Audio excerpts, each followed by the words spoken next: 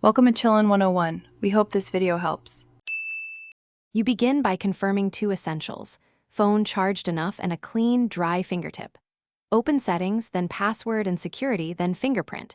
You will be prompted to create a PIN or pattern if none exists. Follow the prompts and set a secure code. Once done, tap Add Fingerprint to start enrollment. Make sure you position the pad and avoid quick taps. Slow, steady presses capture full ridges. This first step gets the sensor ready to learn your fingerprint accurately. You now enroll the print. Place the pad of your finger on the sensor and lift slowly.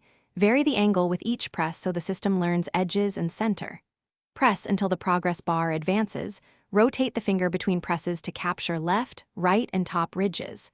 If prompted to adjust position, do so. This improves unlock reliability.